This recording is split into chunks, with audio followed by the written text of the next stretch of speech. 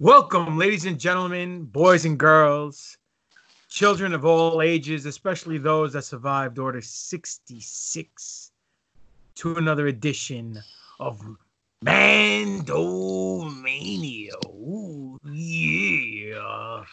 When it comes crashing down and it burns inside. We know how that feels, don't we, Doc? Oh, we do. Oh, yeah. Dig it. Cream of the crop. You. Anyway, folks, welcome to another edition of Mandomania. Tonight, we're covering the latest episode of the Disney documentary series on The Mandalorian called Disney's Gallery, The Mandalorian. I believe this is episode 6, correct? 7. No. It's 7.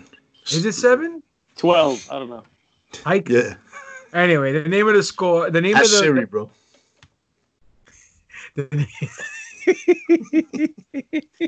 Don't make me laugh. So we can't make Doc laugh. So no laughing for Doc. Ain't no humping for Doc because he can't hump. Oh man. Look at me, man. I got stitches. I can't hump. Anyway, I'm wearing a fucking diaper, man. Come on. I wish I was wearing a diaper. Hey, man, that you know what? I can't wait to release that phone call, man. Oh, dude, it's gonna be great. Man. All right, yeah. So first and foremost, just so everybody knows, all you fans, all three of you guys have to appreciate the tremendous effort that Doc is putting in tonight. He had surgery this morning to remove a hernia, to fix a hernia, not remove it, to fix a hernia. He's all perked up right now, and he's all bandaged up. Well, not bandaged up like Dengar, but he's all stitched up, and he's feeling it really, really bad. But he says, I have to gotta do the show.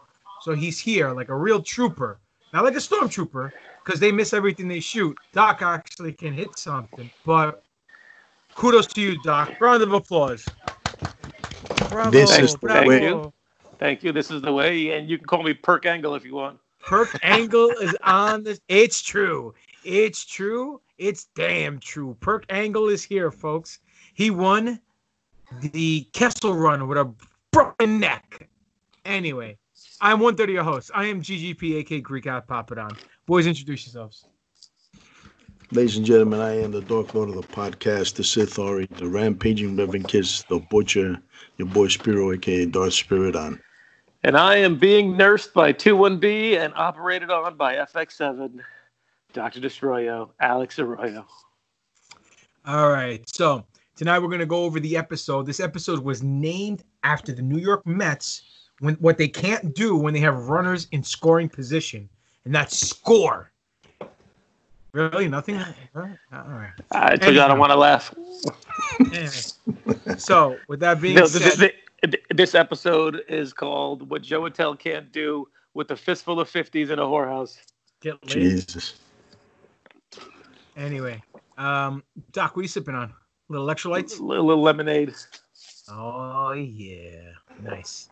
What happens when life gives you lemon? You make soup salad, right? Exactly, soup salad. Anyhow, so the name of the episode was Score, or it's called Score.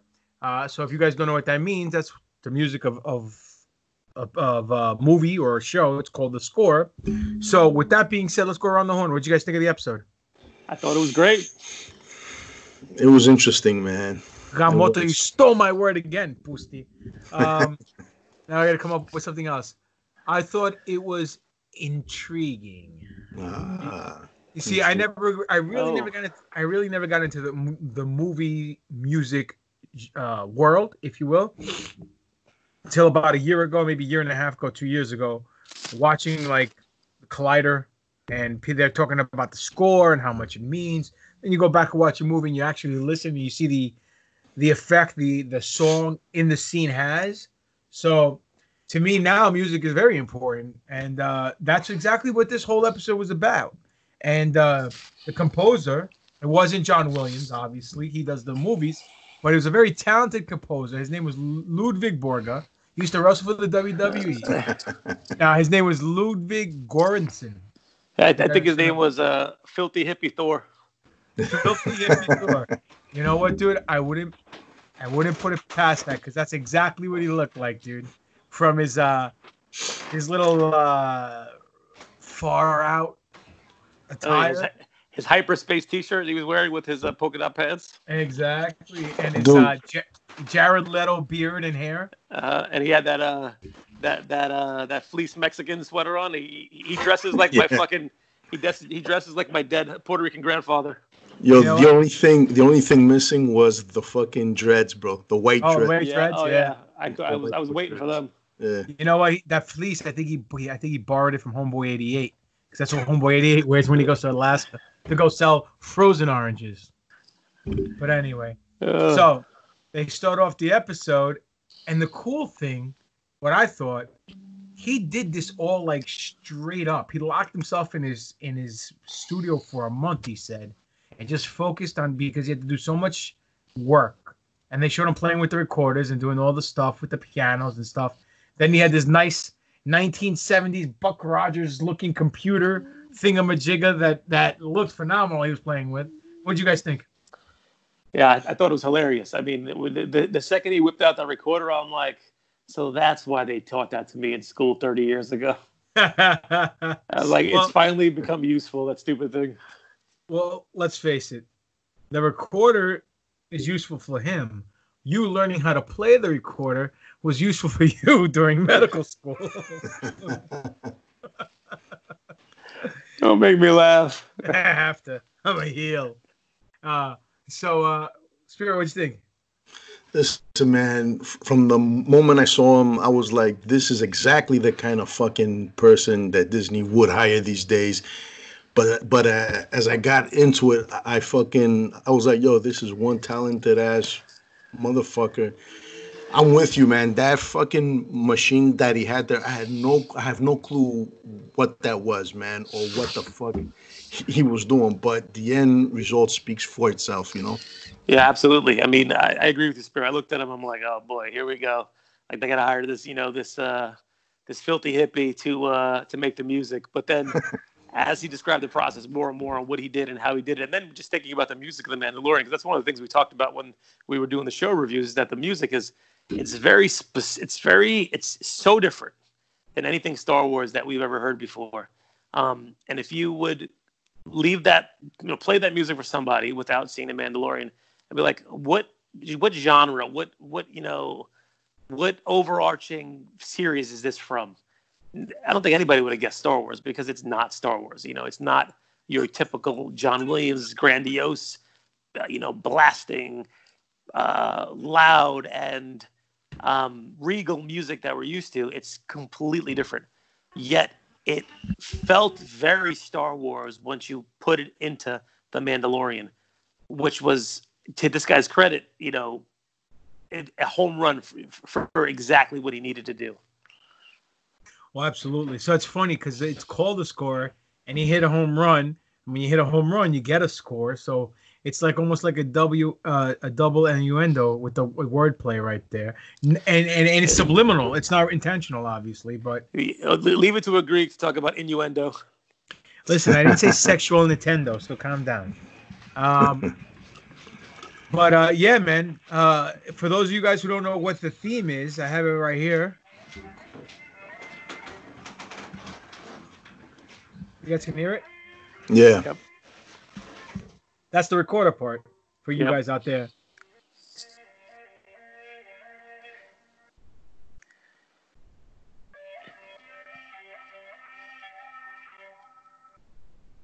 I mean, it's so not Star Wars, but it fits it so perfectly for the show. Oh, absolutely. It's John. What's his name? Johnny Fav said it best. Hold on. I'll wait for the drop.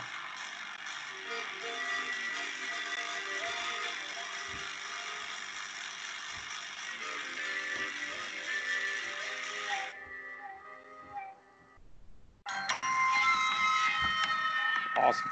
Bro, when you hear that, you see on one side like fucking six shooters and fucking outlaws, but then on the other side you see like swords and fucking samurais. You know what I'm saying? It fucking blends them well, man.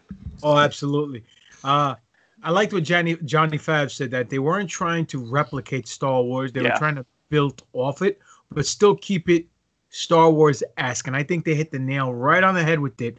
And watching him pop and mark out when he's playing for it on his phone, you know, and they're like, oh, that's it. You know, it's pretty cool. It's pretty cool. Dope.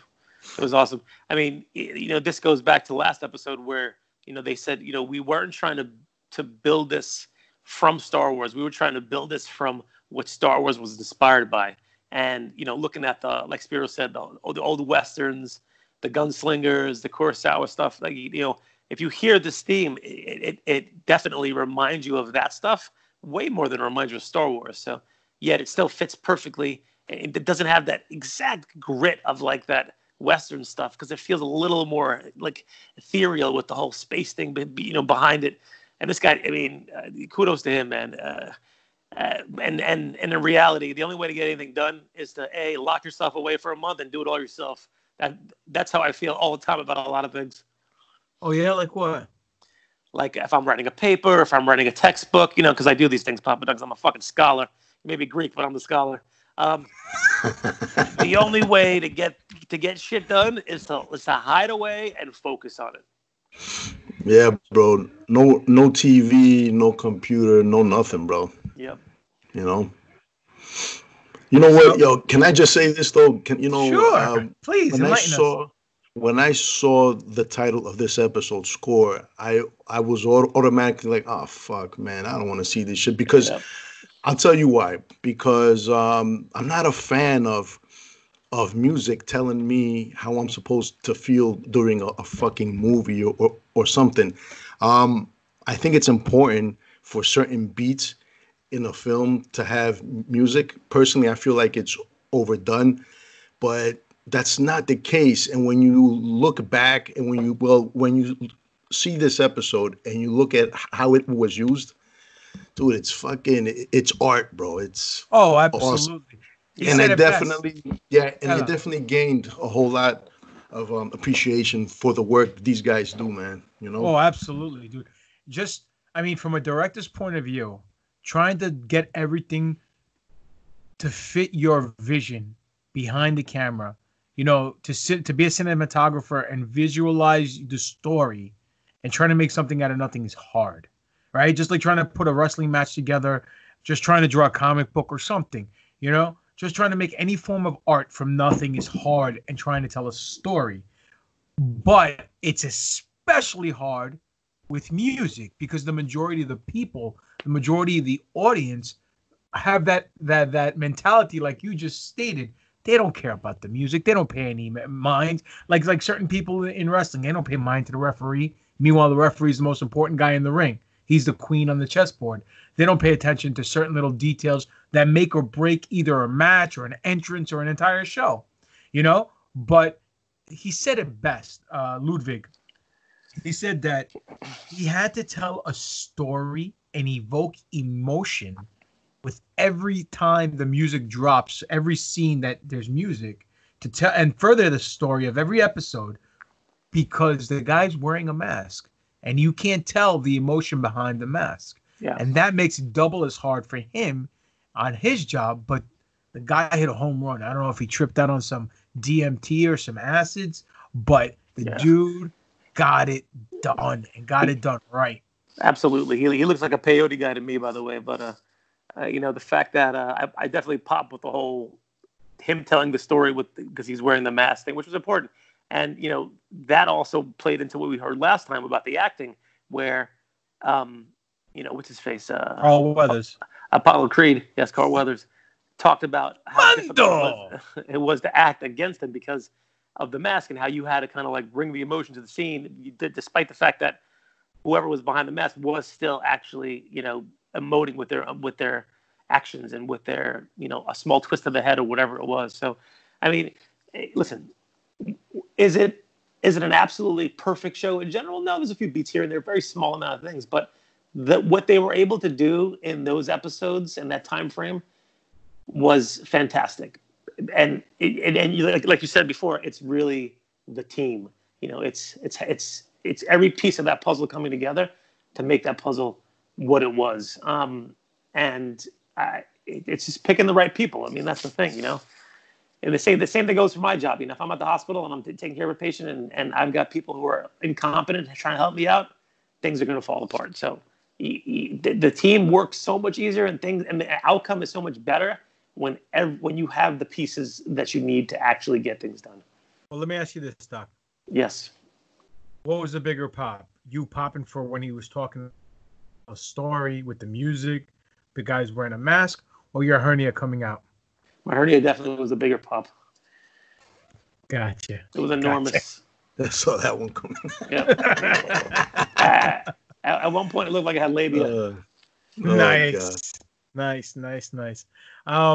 then they closed the show, and it's starting to get not redundant, but kind of almost like sitting under the learning tree with the wise man, and he says his last wise saying, and Filoni wraps up the whole episode very nicely and says it drops his wisdom, and then they show the guy fiddle around with some musical instrument, and then boom, it's done. Like, even when I'm watching Filoni talk, I'm like, oh, this is the high spot in the promo, it's the high spot in the match, I need to go home right now. And then they went home, I'm like, I would have went home without him fiddling on the music, but I get it. You know what I mean? So overall, I love the episode. This whole series, this document series, has been cool. You know what I mean? Because it makes you want season 2 even more. Oh, 100%. And more especially yeah, go on, man. I'm not trying to steal thunder here, man. No. That's not my job. That's my job. Yeah, Doc, do it, man. He can't steal the thunder because he can't carry heavy things. He has a hernia. That's why he got the hernia, because he took everyone's shit and tried to carry it all at once. He couldn't do it. Oh man, dude. You know? I can't laugh. I can't laugh. You cocksucker. You're going to make me laugh. I'm going to pop a stitch. Oh, my gut's going to look like Joey Tells here. Stop it. Oh, shit. Got him. So, anyway, what I was going to say was, what I was going to say is, I don't want to touch base on the news yet, but news came out about season 2 of Mandalorian. We'll touch base on it on Tuesday because it's good news. Good. So we'll see what happens. But anyway, let them know where you find you guys at. You can find me at Dr. Dr_Destroyo, DESTRROYO, Instagram, Alex Royo MD, Twitter, Alex Royo, Facebook. And you can find me mainly on Instagram, Spiro_A, Darth_Spirit_on. That's about it, guys. So now we got to start with a new theme song, like the Kurt Angle theme song. Hold on a second. Let me just hold on. Intelligence, integrity, and in pain. Yeah. That's awesome. Hold on. Is that it? Hold on. Right? That's it, right?